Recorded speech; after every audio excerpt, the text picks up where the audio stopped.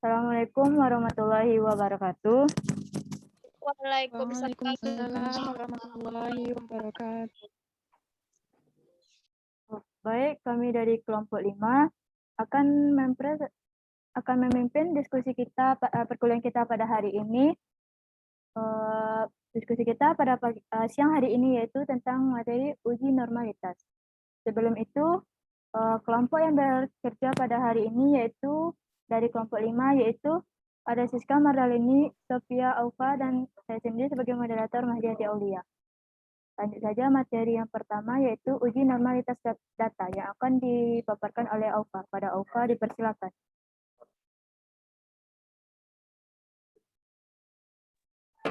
Baik, terima kasih kepada moderator. Saya akan menjelaskan yang pertama yaitu tentang uji normalitas data. Uji normalitas adalah suatu prosedur yang digunakan untuk mengetahui apakah data berasal dari populasi yang terdistribusi normal atau berada dalam sebaran normal. Distribusi normal adalah distribusi simetris dengan modus, mean, dan median berada di pusat. Distribusi normal diartikan sebagai sebuah distribusi tertentu yang memiliki karakteristik berbentuk seperti lonceng jika dibentuk menjadi sebuah histogram. Uji normalitas biasanya digunakan untuk mengukur data berskala ordinal, interval, ataupun rasio. Uji normalitas digunakan untuk mengetahui apakah data yang diperoleh terdistribusi normal atau tidak. Dasar pengambilan keputusan adalah jika nilai L hitung besar dari L tabel, maka H0 ditolak, dan jika nilai hitung kecil dari L label, maka H0 diterima. Hal ini dikatakan oleh Morwani tahun 2001. Hipotesis statistik yang digunakan H0 dapat dibaca dengan sampel berdistribusi normal dan H1 sampel data berdistribusi tidak normal. Next slide.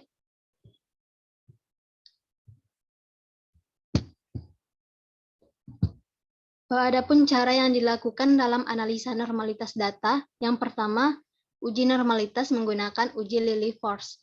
Yang kedua, uji Kolmogorov-Smirnov. Kemudian, uji normalitas menggunakan program SPSS Analysis for Windows. Kemudian, uji normalitas dengan kertas peluang normal.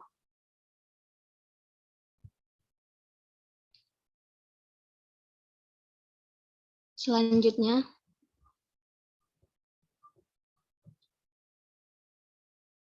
kemudian langkah-langkah pengujian normalitas adalah yang pertama data pengamatan X1, X2, X3, dan selanjutnya dijadikan bilangan baku Z1, Z2, Z3 sampai selanjutnya dan menggunakan rumus dan S masing-masing menggunakan rata-rata dan simpangan baku. Kemudian untuk setiap bilangan baku ini dengan menggunakan daftar distribusi normal baku. Kemudian dihitung peluang FZ1 atau probabilitas kumulatif normal PZ kecil dari ZI. Selanjutnya dihitung proporsi Z1, Z2, Z3 yang lebih kecil atau sama dengan ZI. Jika proporsi ini digunakan atau dinyatakan oleh S dalam kurung Z1, maka SZ1 sama dengan banyaknya Z1, Z2, dan seterusnya sampai N atau banyak data. Kemudian hitung selisih FZ1 kurang SZ1. Kemudian tentukan harga mutlaknya. Dan ambil harga yang paling besar di antara harga-harga mutlak selisih tersebut. Misalnya, harga tersebut L0. Next slide.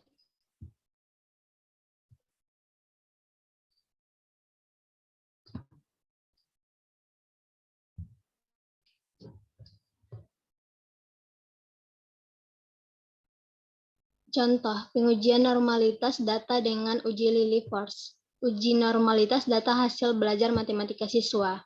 H0 dibaca juga sampel berasal dari populasi yang berdistribusi normal. H1 sampel tidak berasal dari populasi berdistribusi normal. Berikut ini disajikan tabel nomor 1 sampai 30 XI atau angka pada data seperti 45, pada nomor 1, 62, nomor 2, nomor 3, 63, dan XI selanjutnya sampai 87. ZI atau dibaca transformasi dari angka kinotasi pada distribusi normal. Terdiri dari yang pertama 0,13, yang kedua 0,25, dan Z1 nomor 30 sama dengan 3,77. Selanjutnya FZ1 atau dibaca kumulatif proporsi luasan kurva normal berasal dari notasi Z1 dihitung dari luasan kurva normal mulai dari ujung kiri kurva sampai dengan titik ZI. Seperti yang tertera pada data nomor 1 0,0007 dan sampai data yang ke-30 yaitu 0,9812. Kemudian ada SZ1 atau dibaca juga probabilitas kumulatif empiris. Seperti yang tertera nomor 1 0,0011 dan data yang terakhir nomor 30 0,0006. Dan hasil dari FZ1 kurang dengan SZ1 seperti pada data nomor 1 0,0326, nomor 2 0,0779, dan seterusnya sampai nomor 30 0,0188. Selanjutnya.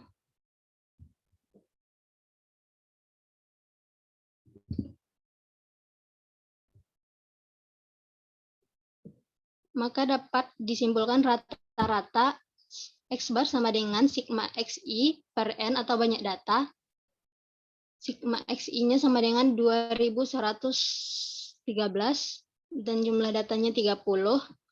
Maka dapat diperoleh X bar-nya sama dengan 70,43 dan diperoleh standar deviasi XI kurang X bar dikuadratkan per N kurang 1 1835,367 per 29 dan hasilnya 7,95. Dari kolom terakhir dapat tabel di atas dapat L0 sama dengan 0,0188 dengan jumlah data 30 dan taraf nyata 0,05. Dari tabel nilai kritis L untuk uji Lilliefors didapat L sama dengan 0,161 yang lebih besar dari L0 sama dengan 0,0188. Sehingga hipotesis H0 diterima. Hal ini berarti data berasal dari populasi yang berdistribusi normal. Sekian materi dari saya kembalikan kepada moderator.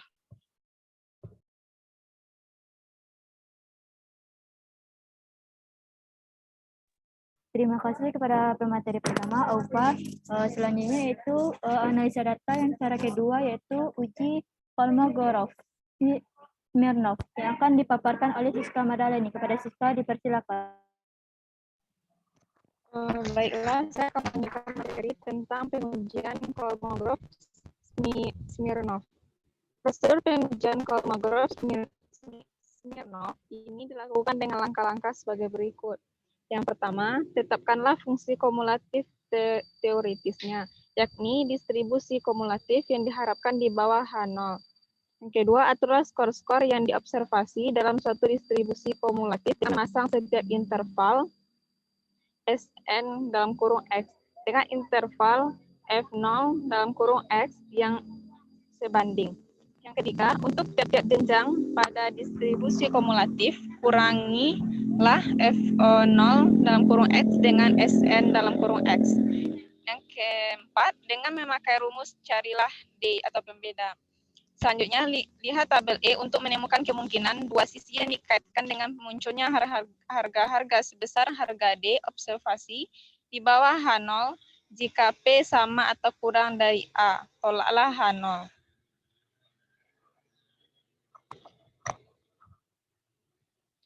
Adapun langkah-langkah untuk menguji kenormalan data dengan uji Lilliefors sebagai berikut.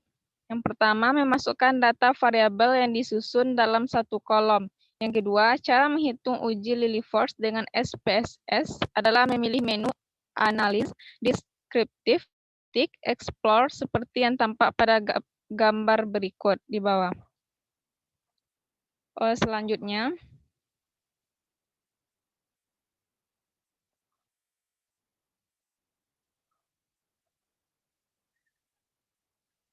akan muncul kotak dialog seperti gambar yang terdapat pada layar. Selanjutnya, masukkanlah variabel skor fisika pada kotak dependent list. Kemudian klik plots, kemudian akan muncul kotak dialog. Centang normality plots with test, kemudian klik continue, lalu OK. Selanjutnya akan muncul paparan hasil uji seperti berikut tentang Kolmogorov-Smirnov. Uji Lily-Force dengan menggunakan program SPSS menghasilkan L0 sama dengan 0,135.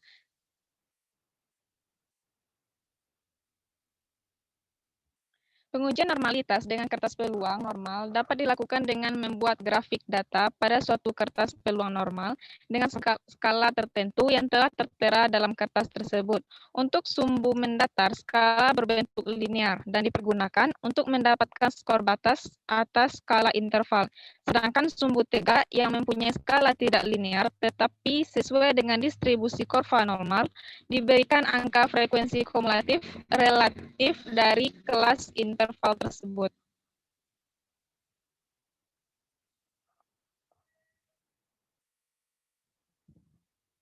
Baik, itu materi yang dapat saya sampaikan. Terima kasih, dikembalikan kepada moderator. Baik, terima kasih kepada pemateri kedua, Siska Madalini. Maka itulah hasil diskusi materi dari kelompok 5. Untuk lebih jelas pemahaman materi tentang ini, kami akan menampilkan video pembelajaran tentang uji normalitas.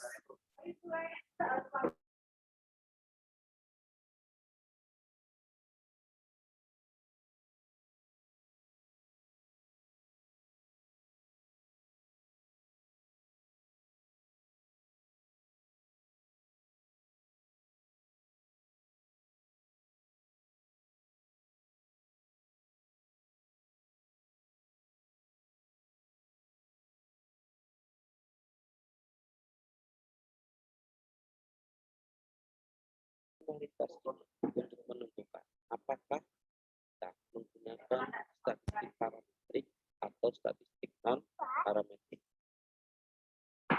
Syarat untuk uji normalitas adalah data yang akan diuji itu adalah data numerik, ya, murni numerik. Misal nilai pengetahuan, ya, mungkin tekanan darah, berat badan, tinggi badan, jadi murni numerik. Dalam contoh ini nanti saya akan mencoba untuk melakukan uji normalitas pada nilai pengetahuan, ya, nilai pengetahuan pada pagi hari dan nilai pengetahuan pada siang hari. Jadi ada dua pengukuran, ya, pengukuran pengetahuan pada pagi hari dan siang hari. Jadi kita akan mencoba menganalisis menguji normalitas pada dua data pengukuran. Caranya adalah guys, deskriptif statistik, explore. Silakan dimasukkan nilai pada pagi, nilai siang hari. Oke, klik plots, normality plot with test. Ya. Setelah itu continue. Silakan di akan muncul beberapa tabel, dan tabel yang kita gunakan adalah tabel test of normality, di mana di sini dalam test of normality terdapat dua bagian, yaitu Kolmogorov-Smirnov dan Shapiro-Wilk, di mana penggunaan Kolmogorov-Smirnov dan Shapiro-Wilk ini ditentukan berdasarkan jumlah dari respondennya. Untuk Kolmogorov-Smirnov ini digunakan jika jumlah responden Anda lebih dari 30 responden. Kalau Shapiro-Wilk digunakan jika responden Anda di bawah 30 orang, 30 respon. Nah, punya saya ini, ya, jumlah respondennya adalah 100 orang. Ya, 100 orang. 100 orang diukur pengetahuan pagi hari, 100 orang yang sama diukur pada siang. Menggunakan Kolmogorov Smirnov. Nah, sekarang di Kolmogorov Smirnov ada 3 bagian lagi nih. Ada degree of freedom di DF, ya, dan SIG. Ya, ada SIG. Yang kita gunakan adalah yang SIG. Jika nilai signifikansi di atas 0,05, maka data Anda berdistribusi normal. Jadi, untuk yang nilai pagi, distribusinya normal. Untuk nilai pada siang hari, distribusi juga normal nih, 0,060. Intinya, kalau di atas 0,05, maka data Anda normal. Kalau di bawah 0,05, maka data Anda tidak normal. Misalnya begini, atau mungkin ada kondisi lain. Yang satu normal, yang satu tidak normal. Gimana kesimpulannya? Kesimpulannya adalah kedua data Anda tidak normal. Ya, kalau kedua-duanya tidak normal, berarti tidak normal. Nah, kalau kedua-duanya normal seperti ini, maka uji yang Anda lakukan nanti adalah kalau kedua-duanya normal, maka Anda melakukan ujinya nanti uji parametrik. Kalau kedua-dua tidak normal, maka pakai non parametrik. Atau salah satu tidak normal, maka tetap non parametrik.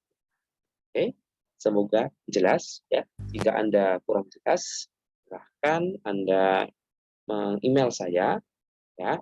Nanti email saya akan saya taruh di link deskripsi. Itu silakan Anda bertanya-tanya. Baik, mungkin sekian terkait uji normalitas. Semoga bermanfaat. Silahkan Anda subscribe ya, dan klik tombol loncengnya agar kami lebih semangat ya dalam berbagi ilmu untuk. Oke, silahkan share juga video ini jika menurut Anda bermanfaat. Oke, terima kasih.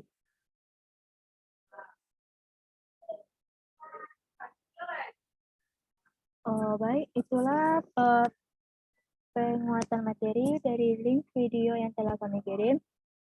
Selanjutnya kita akan masuk kepada sesi penambahan materi. Pada teman-teman yang ingin menambahkan materi kelompok penyaji, silakan untuk mengaktifkan mikrofon dan kameranya.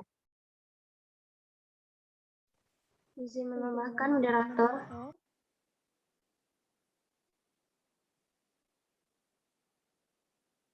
Pada Wayuni Rahmi dipersilakan. Baiklah, terima kasih kepada moderator. Sebelumnya perkenalkan nama saya Wahyuni Rahmi Putri dari kelompok 7 ingin menambahkan materi dari kelompok penyaji tentang beberapa keterbatasan uji Kolmogorov-Smirnov. Yang pertama yaitu ukuran sampel untuk pengujian Kolmogorov-Smirnov sebaiknya sama atau lebih besar dari 30 atau N-nya lebih besar atau sama dari 30. Yang kedua, data harus berskala interval atau rasio atau kuantitatif. Yang ketiga, hanya berlaku untuk pengujian pada distribusi kontinu atau distribusi normal, distribusi eksponensial, distribusi Chi-square, dan lain-lain. Yang keempat, cenderung lebih sensitif di bagian pusat distribusi daripada di bagian ujung fungsi distribusi kumulatif. Dan yang terakhir, mungkin batasan yang paling serius adalah distribusi harus ditentukan sepenuhnya. Artinya, jika parameter lokasi, skala, dan bentuk diperkiraan dari data tersebut, maka wilayah kritis uji KS atau Kolmogorov-Smirnov tidak lagi valid. Ini biasanya harus ditentukan dengan simulasi. Baiklah, sekian penambahan dari saya kembalikan pada moderator. Terima kasih. Terima kasih kembali kepada Wayuni Rahmi yang telah menambahkan materi kami, yaitu tentang keterbatasan uji Kolmogorov. Ya, selanjutnya, apakah masih ada penambahan materi dari teman-teman? Jika ada, dipersilakan untuk mengaktifkan mikrofonnya. Izin menambahkan moderator. Baik, kepada Sonia Helena dipersilakan. Baik, terima kasih sebelumnya atas kesempatan dari kelompok pengaji. Saya akan menambahkan sedikit materi yaitu tentang cara pengujian uji normalitas dengan uji Q-kuadrat atau Q-squad. Menurut Profesor Dr. Sudono pada tahun 2005 dalam buku Statistika untuk Penelitian, salah satu uji normalitas yaitu dengan menggunakan cara Q-kuadrat, yang merupakan pengujian hipotesis yang dilakukan dengan cara membandingkan kurva normal yang terbentuk dari data yang telah terkumpul dan kurva normal standar B dibanding A, yaitu kurva normal dibanding dengan kurva normal baku atau standar. Bila B tidak beda signifikan A, maka B merupakan data yang didistribusi normal. Yang mana rumusnya itu H0 sama dengan data yang berasal dari populasi yang berdistribusi normal, dan H1 sama dengan data yang tidak berasal dari populasi yang berdistribusi normal. Distribusi Q-kuadrat ini umumnya merupakan positif, yaitu miring ke kanan, dan kemiringan ini derajat kebebasan atau deka semakin besar. Langkah-langkah menguji data normalitas dengan Q-kuadrat yaitu yang pertama menentukan min atau rata-rata, yang kedua menentukan simpangan baku, yang ketiga membuat daftar distribusi frekuensi yang diharapkan, yang keempat merumuskan formula hipotesis, yang kelima menentukan taraf nyata. Untuk mendapatkan nilai Q-score ini dapat digunakan dengan cara X kuadrat tabel sama dengan X kuadrat I dikurang dengan derajat kebebasan. Yang ketujuh yaitu menentukan nilai uji statistik. Yang kedelapan itu menentukan kriteria pengujian. Yang kesembilan itu memberi kesimpulan. Memberikan kesimpulan ini dapat juga digunakan dengan cara yang pertama, kita siapkan terlebih dahulu tabel distribusi frekuensinya. Yang kedua, mencari min dan simpangan baku. Yang ketiga, membuat daftar distribusi frekuensi yang diharapkan. Dan yang keempat, yaitu dengan menentukan taraf nyata dan Q-kuadrat tabel. Baik, sekian penambahan dari saya. Saya kembalikan kepada moderator. Baik, terima kasih kepada Sonia Helena yang telah menambahkan materi kelompok pengaji. Selanjutnya, apakah masih ada penambahan materi dari teman-teman? Jika ada, silakan untuk mengaktifkan kamera dan mikrofonnya.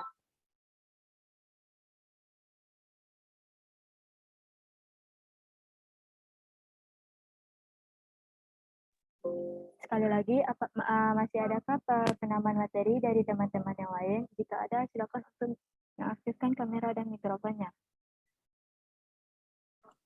Izin menambahkan moderator. Baik, kepada Lidra Permatasari dipersilakan. Baik, Assalamualaikum warahmatullahi wabarakatuh.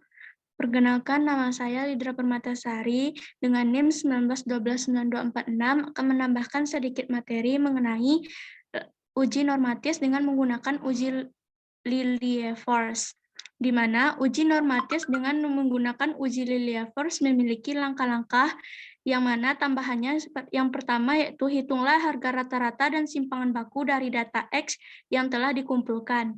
Yang kedua, hitunglah skor angka baku atas data X tersebut dengan menggunakan rumus 5-15 setelah diperoleh rata-rata simpangan baku. Yang ketiga, dengan menggunakan tabel C, lihat lampiran hitunglah luas daerah distribusi kurva normal untuk setiap satuan baku. Selanjutnya, hitunglah selisih luas daerah distribusi normal untuk satuan baku dengan proporsi, kemudian tentukan harga mutlaknya. Dan yang keenam yaitu tetapkan harga yang paling besar di antara harga-harga mutlak selisih tersebut dan disimbolkan dengan lambang. Yang terakhir yaitu bandingkanlah hasil perhitungan L dengan kritik L dari tabel Lilliefors pada taraf signifikan A dengan derajat kebebasan DKN apabila L hasil perhitungan lebih kecil dari nilai kritik L. Baiklah, itulah tambahan dari saya. Sekian, terima kasih. Terima kasih penambahan materi dari